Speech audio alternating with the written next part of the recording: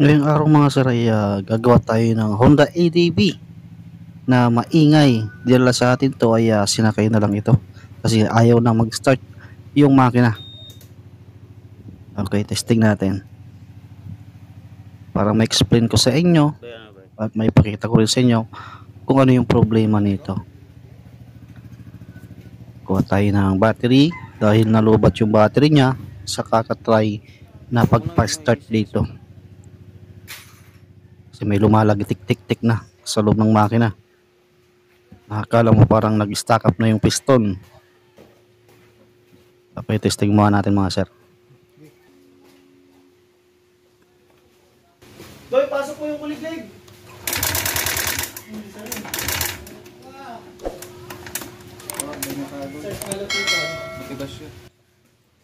Yan, rinig niyo yung tunog. Di ba, kakaiba? Tapos, nung mabuksan yung ibabaw, ayun oh, sobrang itim. Na talagang napabayaan sa langis to. Or baka yung kanyang gear pump ng langis ay hindi na nagpa-function or hindi na umiikot. Kaya napaghiwalay na natin yung kanyang makina. So yan, sobrang itim talaga. Dito chine-check muna natin yung kanyang rocker arm kung mayroon siyang tama para isang bilihan na pisa nito. Kapag ganito yung nangyari, aray ko po, gastos malala. Yan, checking. At goods naman, isa rin kasi ito sa mga nasisira mga sir kapag once na ganito yung nangyari. Na natutuyuan ng langis or hindi na siya na-apply ng langis. Ayan, mayroong kunting uwang na siya. Ayan, naka-top din naman, ibig sabihin naka-relax yung kanyang rocker arm. Pero may kunting play. Kaya sisimulan natin itong pag-iwa-hiwalayin para makita natin yung mga ibang pating damage. Tensioner. Sa ADV kasi mga sir, ito yung kanyang tensioner. Ang nagtutulak dyan, langis. Kapag walang langis, iingay po ng malakas yan. Pati camshaft, check natin din yan. Kung may tama ba, or may problema yung bearing. Dahil alam niyo naman si ADV mga sir, isa sa nagiging problema nila yung camshaft bearing.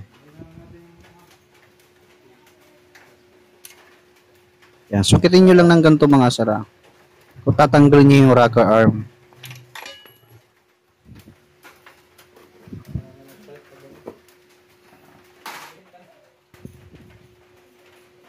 Yan, checkin tayo ng rocker arm. Okay, medyo goods pa naman siya.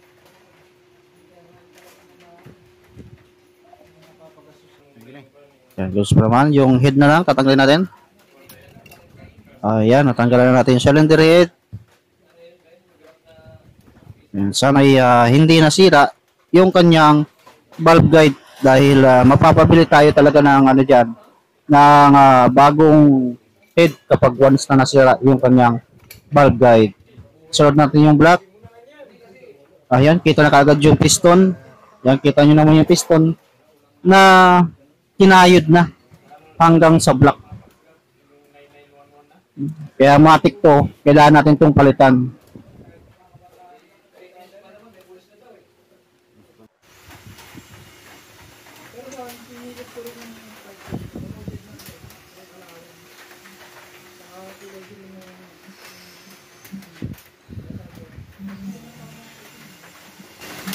Hindi matanggal, hindi mo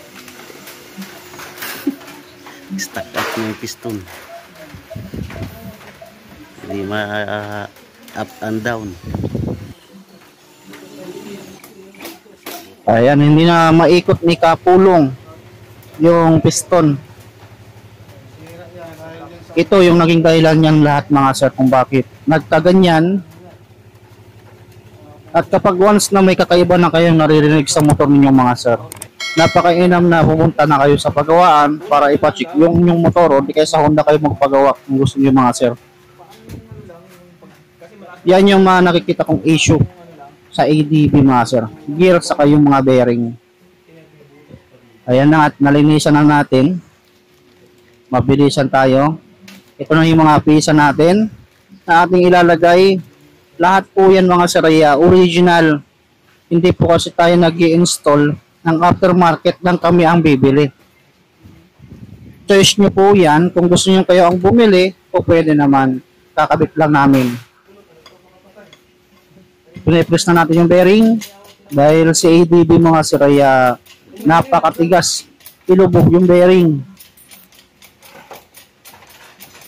At sa bearing na yan mga sir, mayroon siyang kanal.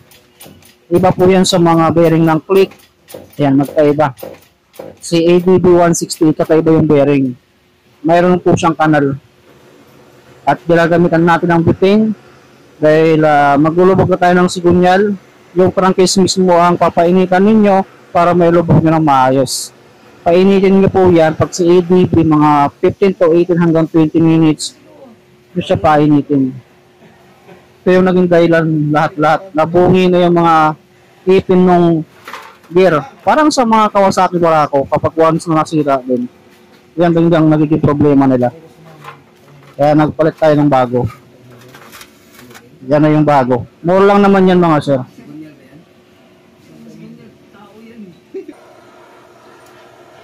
Balik tayo sa paglulubog ng sigunyal at ready to salpak na.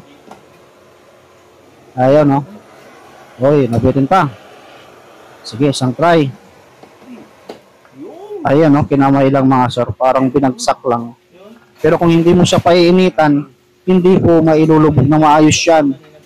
Kaya yung iba, kung kulang sa diskarte, ay pinupukpok na nila.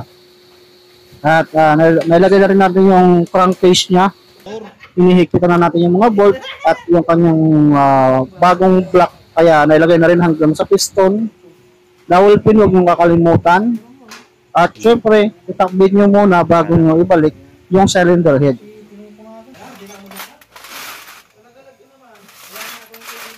Na-assemble na rin natin. O na-assemble na rin natin yung kanyang cylinder head. Malayong-malayo na sa itsura kanina na sobrang pulang-pula. Yan, dyan natin talaga makikita si Kapulok pagdating sa pag-i-engine overhaul.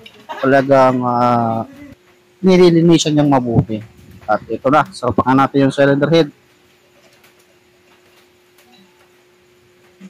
Siguraduhin yung nakatop dead siya ng maayos mga sir. Magbase kayo sa magneto. Tapos dun sa sprocket cam natin. May guide naman po yan. Kaya hindi kayo malilito dyan. Ayan, nalabog na natin. Or naikabit na natin yung kanyang cylinder head. Crankcase, yung mga ano na lang, stud bolt na lang.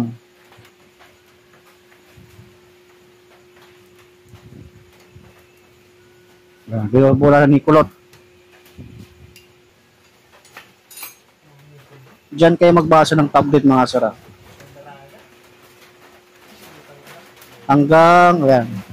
Binalit natin yung magneto kasi ikitan nga yung tornilyo ng sprocket cam. Dapat po maigpit po yan. Hindi po dapat maluwag para hindi kumakalas. Ikitan na yung kanyang stud bolt.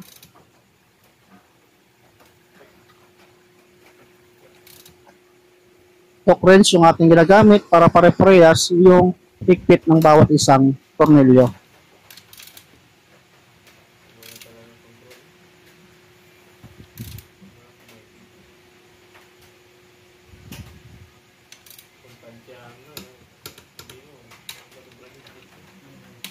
Yan, naigpitan na. Para may kabit na natin to. At mapaanda na natin kung mag-i-start na siya. Basta tama yung kanyang top dead. Pag pinandar mo po yan ay start kagad yan. May patayo na natin. At napaka-importanting sinusukatan natin ng valve clearance. Same lang din naman sa click para hindi siya palyado, hindi siya malagitik. Ayan, let's bolt in na. Ayun, mas forward lang natin para mabilis. Ayan, naikabit na natin. Tapos papaano rin naman. Hindi ko po alam.